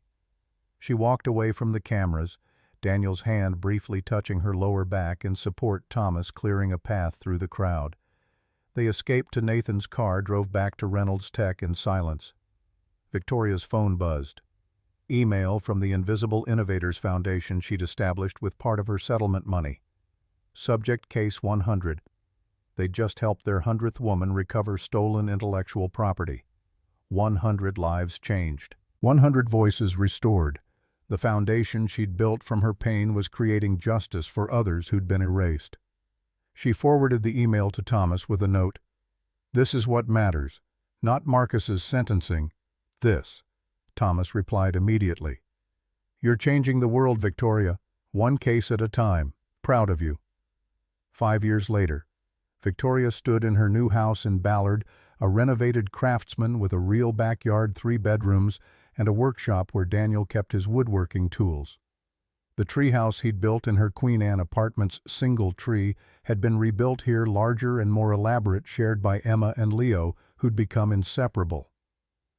The wedding was small. Immediate family, close friends, Thomas Reynolds giving Victoria away because her own father had passed 2 years prior. Emma stood as junior bridesmaid, 13 years old, and already coding apps that venture capitalists were interested in funding. Leo was Daniel's best man, 9 years old and proud. They'd waited, exactly as Daniel had insisted. Waited until Marcus was sentenced, until the appeals were exhausted, until Emma had processed her father's imprisonment enough to accept that her mother deserved happiness. Waited until Victoria knew who she was, without war defining her.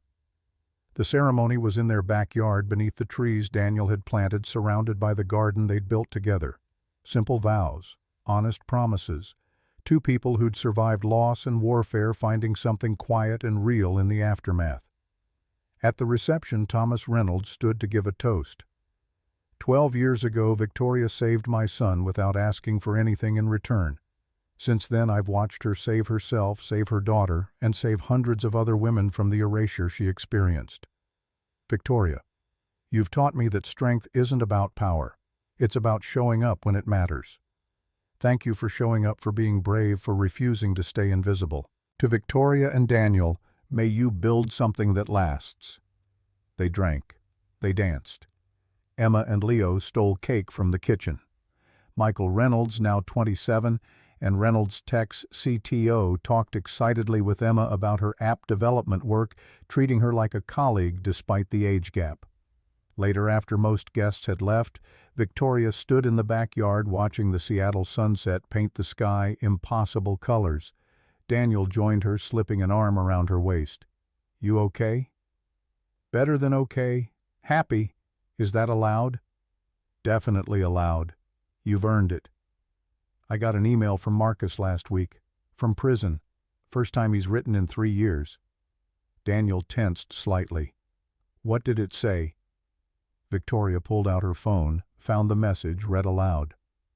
Dear Tori, I've been taking college courses in prison, learning to actually code, not just take credit. It's humbling. It's hard. I fail a lot. My therapist says I'm a narcissist. I'm learning what that means. I'm learning how it hurt people. I write Emma every week. Thank you for not keeping her from me. Thank you for asking the judge for mercy I didn't deserve. I'm using this time to become better. I don't know who I'll be when I get out, but I hope I'll be someone Emma can respect, someone you don't have to fear. I'm sorry, Tori, for everything. I know sorry doesn't fix what I broke, but I mean it.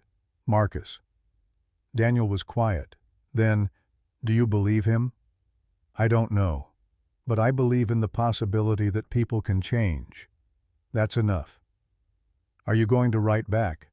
"Eventually. Not yet, but eventually." Victoria leaned into Daniel's warmth. "Emma asked if she could visit him next year, when he's eligible for family visits. I told her we'd talk about it." "What do you think?" "I think Emma deserves to know her father. Not the one who lied and stole, but the one who's trying to be better. If he's genuine, she should see that. If he's not, she's old enough to recognize it." They stood in silence, watching their children play in the treehouse Daniel had built in the yard of the home they'd created together. Victoria thought about the woman she'd been 5 years ago, invisible, erased, desperate. That woman felt like a stranger now. She'd reclaimed her name, her work, her voice. She'd built a foundation that had helped 847 people recover stolen intellectual property. She'd raised a daughter who coded fearlessly and advocated loudly and refused to be invisible. She'd found partnership with someone who valued her brilliance instead of stealing it. She'd won, not just the legal battles, the war for her own identity. Daniel kissed her temple. "What are you thinking about? How silence isn't strength, it's surrender. How I almost surrendered to Marcus's narrative and disappeared forever. How refusing to be erased changed everything." "You changed everything," Daniel corrected gently. "For yourself. For Emma. For hundreds of women who watched you fight and found their own courage," Emma called from the treehouse. "Mom, Danny, come look at the stars. Leo says he can see Mars." They climbed the ladder together. Victoria in her wedding dress, Daniel in his suit, joining their children in the space he'd built with his hands. Above them, Seattle's sky spread vast and dark stars emerging as the city's lights faded. Possibilities stretching infinite. Victoria had spent 10 years invisible, 5 years at war. Now, finally, she was simply visible, present, acknowledged, whole. And that she thought, while her daughter pointed out constellations and her husband's hand found hers in the darkness, was more valuable than any empire built on stolen code. Truth had won. Not perfectly, not without cost, but completely. And in the end, being seen for who she actually was mattered more than any credit stolen or any victory claimed by someone else's voice. She was Victoria Chen, inventor, mother, fighter, builder of systems and futures and foundations that couldn't be erased, and she was done being quiet.